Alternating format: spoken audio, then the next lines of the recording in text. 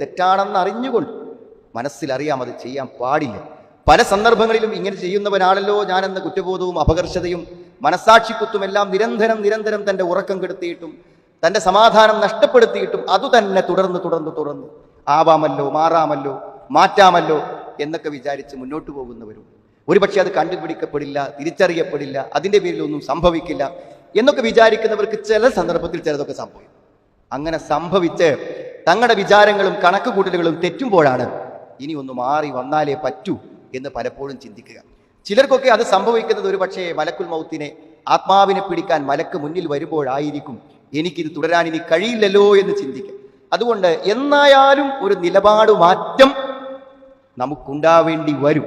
അത് സുഹൃത്തുക്കളെ നല്ലൊരു ബോധത്തോടുകൂടെ, തിരിച്ചറിവോടുകൂടെ നടന്നാൽ ഏറ്റവും നല്ലതാണ്.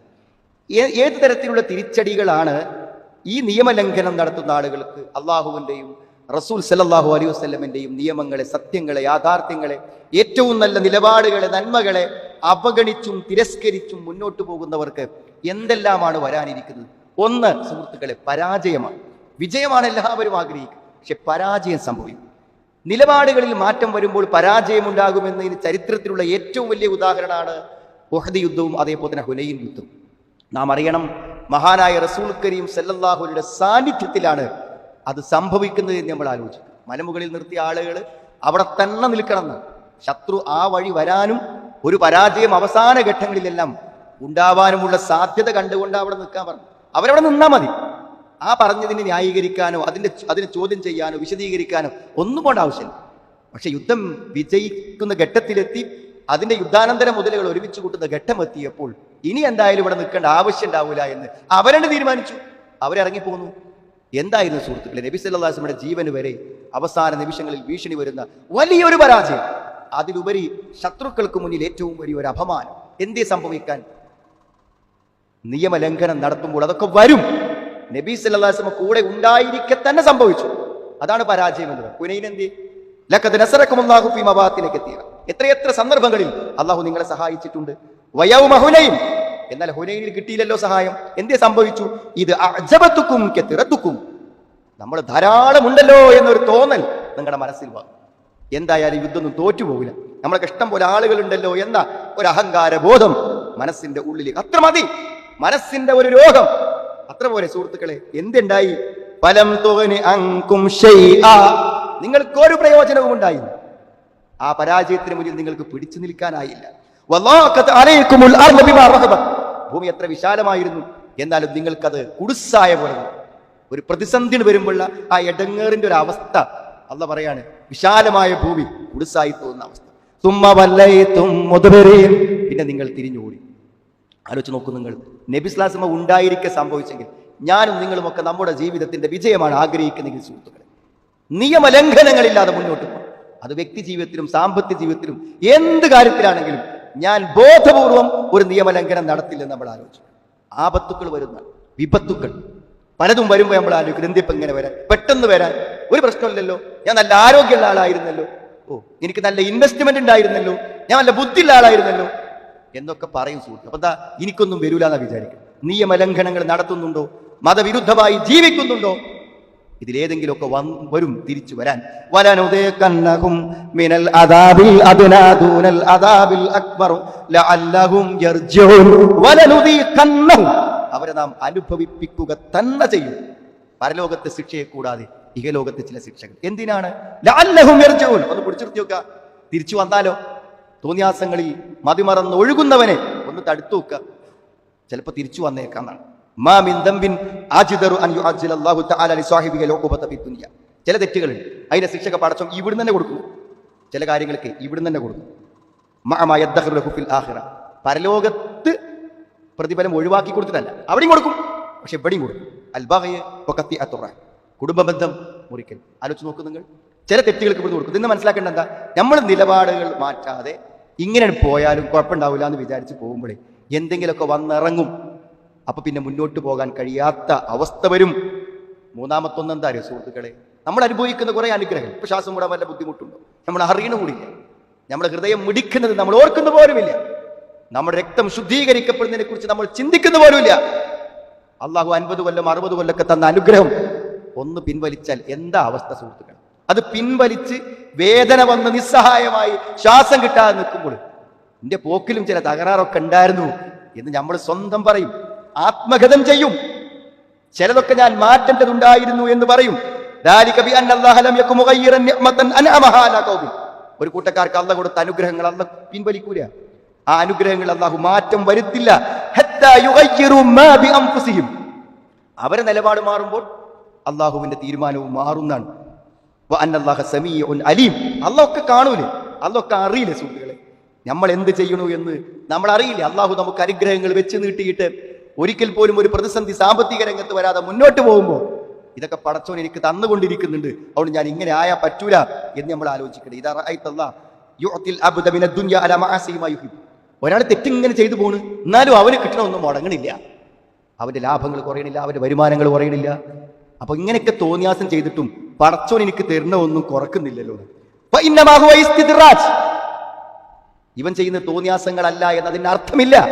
പിന്നെ ഇസ്തിദ്റാജാണ്, കുറച്ചങ്ങനെ നീട്ടിക്കൊടുത്തിട്ട് കുറച്ച് കഴിഞ്ഞിട്ട് പിടിക്കാന്ന് വിചാരിച്ചു. അതാണ് ഇസ്തിദ്റാജ്. പെട്ടെന്ന് പിടിക്കണ്ട, കുറച്ചങ്ങ് പോയിക്കോട്ടെ എന്ന് വിചാരിക്കണം. എന്നിട്ട് റസൂലുള്ളാഹി ഓതി ഫലമ്മാ നസൂ മാ ദുക്കിറൂ ബിഹി ഫതഹ്നാ അലൈഹിം അബ്വാബ കുല്ലി ശൈഇ. അവരോട് ഉത്ബോധിപ്പിച്ച കാര്യങ്ങളെല്ലാം അവർ വിസ്മരിച്ചു. അള്ളാഹു അവർക്ക് അനുഗ്രഹത്തിന്റെ എല്ലാ വാതിലുകളും തുറന്നു കൊടുത്തു. ഹത്താ ഇദാ ഫരിഹു ബിമാ ഊതു, ഒക്കെ പാടെ കിട്ടിയപ്പോൾ ഭയങ്കര സന്തോഷായി. ഇങ്ങനെയൊക്കെ തോന്നിയാസം കാണിച്ച് ജീവിച്ചിട്ടും ഇങ്ങനെയൊക്കെ തരുന്നുണ്ടല്ലോ എന്ന് തോന്നി. എന്നിട്ടോ അള്ളാഹു ആ സമയത്ത് അഖദ്നാഹും ബഗ്തതൻ ഫഇദാഹും മുബ്ലിസൂൻ, അവരെ ഞാൻ പെട്ടെന്ന് അങ്ങ് പിടിച്ചു. അപ്പോൾ അവർ നിരാശരായി തീർന്നു. അപ്പൊ സുഹൃത്തുക്കളെ, അള്ളാഹു തന്ന അനുഗ്രഹങ്ങൾ പിൻവലിക്കപ്പെടുന്നതിനെ കുറിച്ചും ഇനി എന്താ ഈ തോന്നിയാസങ്ങളും തിന്മകളും നിരന്തരമായി ബ്രേക്കില്ലാതെ കൊണ്ടുനടന്നുള്ള പ്രശ്നം തരങ്ങൾ ഹൃദയം ഇങ്ങനെ മരിക്കും, പതുക്കെ പതുക്കെ പതുക്കെ ഇങ്ങനെ മരിക്കും. അതെങ്ങനെ ഹൃദയം മരിക്കുന്നത്? ഹൃദയം മരിക്കുന്നത് ഇന്നൽ മുഅ്മിൻ ഇദാ അദ്നബ ദംബൻ കാനത് നുക്തത്തുൻ സൗദാ. ഒരു തിന്മ വിശ്വാസി ചെയ്യുമ്പോൾ ഒരു കറുത്ത പുള്ളി വീഴും അവന്റെ ഹൃദയത്തിൽ. ഫൈൻ താബ, അവൻ പശ്ചാത്തപിക്കുമ്പോൾ എന്തുണ്ടാവും? ആ പാപം, ആ കറ നീങ്ങിപ്പോവും. എന്നാ വൈൻ സാദ സാദത്, ആ തിന്മകൾ കൂടുമ്പോൾ എന്ത് ചെയ്യും? അവന്റെ ആ ഹൃദയത്തിന്റെ കറങ്ങനെ ഹൃദയം മുഴുവൻ വ്യാപിച്ച് ഹൃദയം മുഴുവൻ അത് കവചമായി നിൽക്കും. ആ ഹൃദയം മരിച്ചു പോകും. അതാണ് ഖുർആൻ പറഞ്ഞ കറ.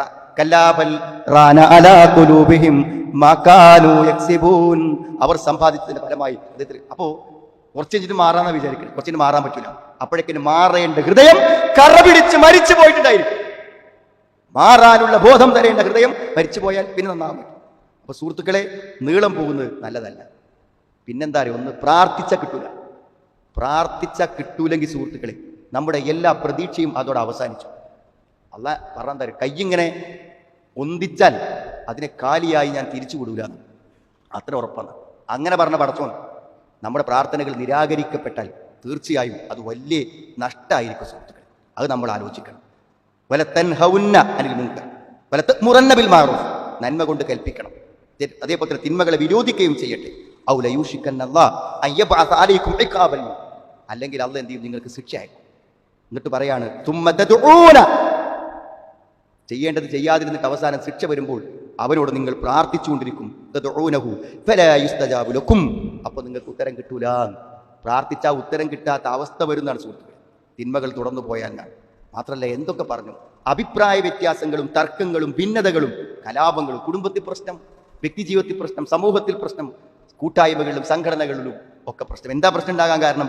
തെറ്റുകൾ തുടരുമ്പോൾ തീർച്ചയായും അത് അതിന്റെ ഒരു പരിണിതിയായി വരുന്നാണ്. അപ്പൊ മനസ്സിലാവൂല.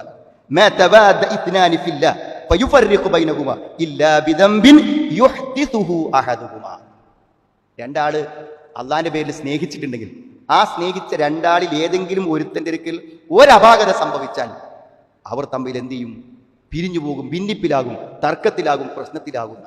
തെറ്റുകളുടെ അനന്തരഫലങ്ങൾ എങ്ങനെയൊക്കെ നമ്മളിലേക്ക് വരുമെന്ന് പറയാൻ പറ്റും സുഹൃത്തുക്കളെ.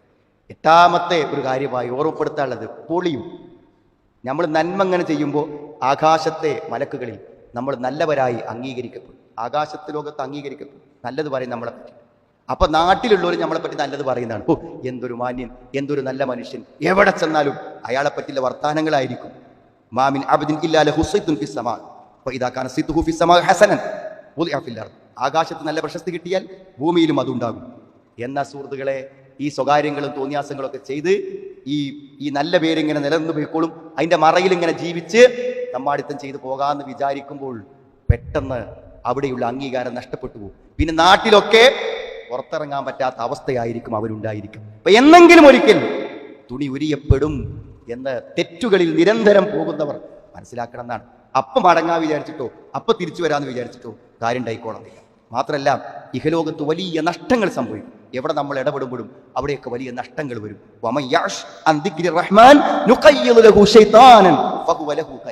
അള്ളാഹുവിന്റെ ഉത്ബോധനങ്ങൾ അവഗണിച്ചുകൊണ്ട് ജീവിക്കുകയാണെങ്കിൽ അള്ളാഹു പിശാചിനെ അവരൊരു കൂട്ടാളിയായി ഏൽപ്പിച്ചു കൊടുക്കും. അങ്ങനെ ഏൽപ്പിച്ചു കൊടുത്താൽ എന്താണ്? തിന്മകളുമായി നിരന്തരം പോകുന്ന ആൾക്കാർക്ക് ഒരു ചങ്ങാത്തമായി പിശാച് വരും. പിന്നെ പിശാച് കാണിക്കുന്ന വഴികളിലൂടെ ദുരന്തങ്ങളിൽ നിന്ന് ദുരന്തങ്ങളിലേക്ക്, അപകടങ്ങളിൽ നിന്ന് അപകടങ്ങളിലേക്ക് അവൻ അങ്ങനെ യാത്ര തുടരുമെന്നാണ്. തിന്മ ചെയ്യുന്ന ആളുകൾക്ക് പിശാചിനെ കൂട്ടാളിയായി നിശ്ചയിച്ച് പിന്നെ പിശാചിന്റെ ഗൈഡൻസ് അനുസരിച്ച്, നേതൃത്വം അനുസരിച്ച്, കൽപ്പന അനുസരിച്ച് അവൻ മുന്നോട്ട് പോയിക്കൊണ്ടിരിക്കുമെന്നാണ്. അതാണ് ഭൗതികമായ ജീവിതത്തെ ഒരാൾ ലക്ഷ്യം വെക്കുകയാണെങ്കിൽ എന്ത് ചെയ്യും? അത് അവന്റെ ജീവിതത്തിന് പരലോകത്തെ വിസ്മരിച്ച ഇഹലോകത്തിനോടുള്ള താല്പര്യം അവന് നഷ്ടങ്ങൾ സംഭവിപ്പിക്കും. എന്നാൽ പരലോകം വിചാരിച്ച് മുന്നോട്ട് പോകുമ്പോൾ ദുനിയാവിനും കൂടി കിട്ടുകയാണെങ്കിൽ വലിയൊരു പ്രശ്നം അവന്റെ ജീവിതത്തിൽ ഉണ്ടാകുന്നില്ല എന്ന്. മാത്രവുമല്ല, സാമ്പത്തിക രംഗത്തും നമ്മൾ എന്ത് ചെയ്താലും ഒരു കുരുത്തല്ലാത്ത അവസ്ഥ. അതും തെറ്റുകളിൽ നിരന്തരമായി പോകുമ്പോഴാണ് കാര്യം. എന്ത് ചെയ്താലും ഒരു കുരുത്തം കിട്ടൂല.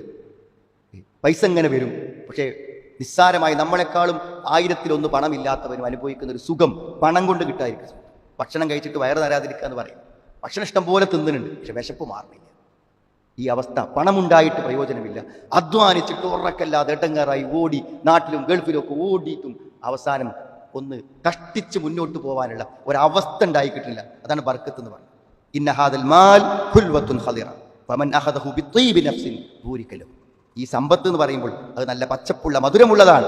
എന്നാൽ അതിനെ സംതൃപ്തിയോടുകൂടെ, നല്ല മനസ്സോടുകൂടെ, നല്ല നിലക്കാരെങ്കിലും സ്വീകരിക്കുകയാണെങ്കിൽ അവൻ ബർക്കത്തുണ്ടാവും. എന്നാൽ അല്ലാത്ത നിലക്കാണെങ്കിലോ ലം യുബാറക ലഹു, അവനതിൽ ബർക്കത്തില്ലാതെ പോകുന്നതാണ്. അപ്പോൾ ബർക്കത്ത് എന്നുള്ളത് നന്മ കൊണ്ട് കിട്ടുന്ന ഒരു ഗുണമാണ്. അതുകൊണ്ട് സഹോദരങ്ങളെ, തിന്മകളിൽ മുന്നോട്ട് പോകാൻ ആർക്കും പറ്റില്ല. ഒരു നാടിനോ ഒരു സമൂഹത്തിനോ ഒരു രാജ്യത്തിനോ ഒരു വ്യക്തിക്കൊന്നും വരും. എപ്പോഴെങ്കിലുമൊക്കെ ഇതൊക്കെ പിടിക്കപ്പെടും, പുറത്തു വരും. ആ സമയത്തൊന്നും അങ്ങനെ തിരുത്താൻ പറ്റിക്കൊള്ളണമെന്നില്ല. അതുകൊണ്ട് നല്ല സമയത്ത് അള്ളാഹു നല്ല സൽകീർത്തിയും നല്ല പേരും ബർക്കത്തും അനുഗ്രഹവും ഒക്കെ തന്നുകൊണ്ടിരിക്കുന്ന സമയത്ത് നമ്മുടെ നിലപാടുകളിൽ എവിടെയെങ്കിലും ചില മാറ്റങ്ങൾ ആവശ്യമുണ്ടെങ്കിൽ അത് വരുത്തി മുന്നോട്ട് പോകുന്നതാണ് ഇഹലോകവും പരലോകവും നമുക്ക് നന്നായി കിട്ടാൻ ഏറ്റവും സഹായകമായിട്ടുള്ളത്.